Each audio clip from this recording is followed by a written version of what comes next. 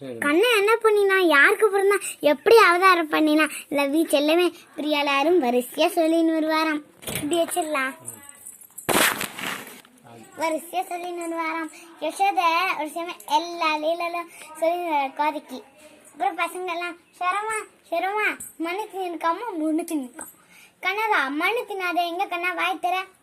கண்ண சமையாக்க மண்ணையிலையா, மண்ணை திங்கலையேம்மா, நான் திங்கவே இல்லையே, மண்ணை சாப்பிடலையே.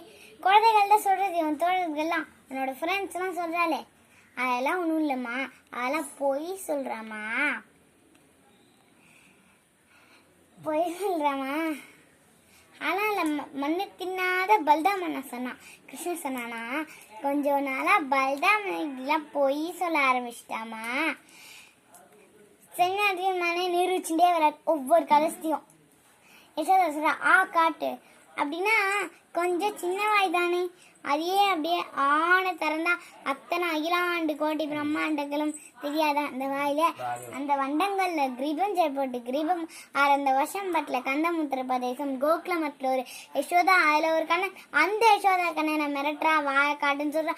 அந்த கண்ணன் வாய்க்குள்ள அத்தனை அகிலாண்டு கோடி பிரம்மாண்டங்கள் அந்த வரத இல்ல வரதன் கிரீபம் போட்டு கிரீபம் அந்த வருஷம் பாட்டில் கந்தமுத்திர பிரதேசம் கோகுலமத்துல ஒரு யசோதா, அதுல ஒரு கண்ணன், அந்த யசோதா கண்ணனை மிரட்டுறா, வாய காட்டுன்னு சொல்றான். அந்த யசோதா கண்ணன் மிரட்டு அப்படியே பார்க்கவே அப்படியே சொக்கி விடாலாவே, நீ தெளிச்சதா சொக்க ஜேட்டு சொக்க ஜேசே.